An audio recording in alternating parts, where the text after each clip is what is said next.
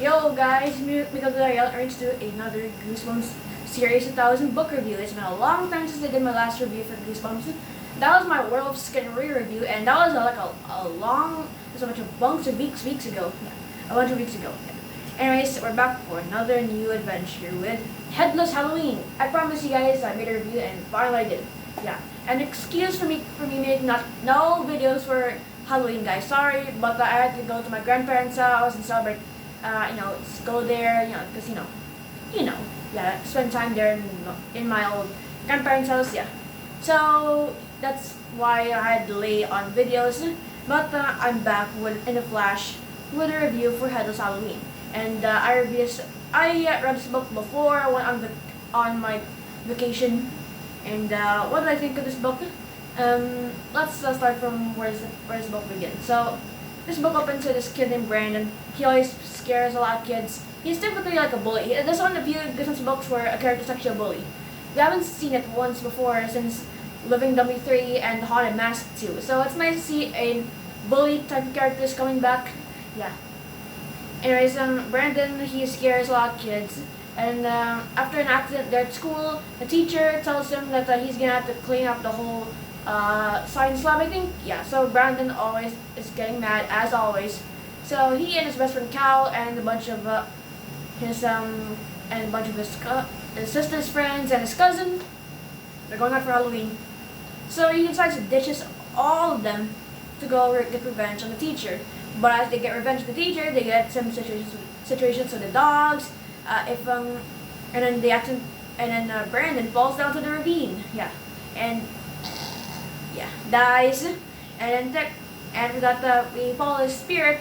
He enters another, like, say, place. We don't know what is going on. Like, there's no people there. There's no cars moving. There's no garbage trucks. There's no babies screaming and stuff. Yeah, no one there.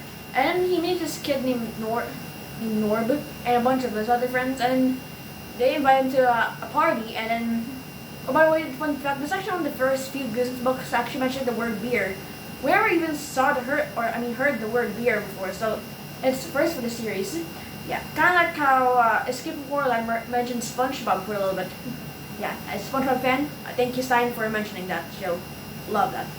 Anyways, yeah, we get some situations with everybody, and then Brandon leaves them, and it's actually revealed that he's actually on the other side. He actually died when he fell down the ravine. So he must he must help people before the hour ends. Yeah, it's basically a 1 hour adventure for him to help people.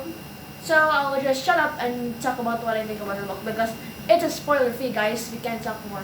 But anyways, what do I think of this big old book? Yeah. It's an absolutely fun book. It's actually one of the more books that is a bit like a Christmas Carol. If you don't know what Christmas Carol is, it's basically like a mean guy named Ebenezer Scrooge, who's like mean to his customers, always greedy and stuff. But then one day, 3 ghosts come in and pretty much shows him the past, present, and the future of his greedy and selfish ways. So he must fix them before bad stuff starts to happen in the future. This is essentially what this book is, except it takes place in Halloween. There's no ghosts. Okay, there's actually a bit of ghosts, but it's more like you know what I'm talking about if you read this one. But yeah, and it's not really like jumping to the past to the future. It's more like fixing your mistakes, I guess. Yeah, which is what happens there in Christmas Carol at the very end. I have not read the original Charles Dickens book, but I already know the story. I've seen so many adaptations to the big screen, and I kind of know already half the story. Yeah. Anyways, overall, Headless Halloween is a pretty fun Halloween book. Really enjoy the plot, how it's executed, and there's some pretty creepy scenes like the party, and it's pretty gross. And the scenes in the party, wow, Stein, you made some of the grossest dialogue ever. Yeah. Yeah, and the second half, where he tries to, redeem his ways by fixing everything, is very similar to Slappy's Nightmare, which is a future book coming up in the future, but does that stuff way better than Headless Halloween, in my opinion. I don't think this book is bad. I'm just saying that I think a future series 1000 book that's like A Christmas Carol did the plot much better than this one. And you know what that is? Slappy's Nightmare. Yeah. But nonetheless, Headless Halloween, fun book, but I don't think it's the best Series 2000 book but or even one of the best kittens books, but still is my favorite Series 2000 Halloween book. Yeah, and it's way better than the other one coming up, which we will cover maybe tomorrow or maybe next Halloween. I don't know.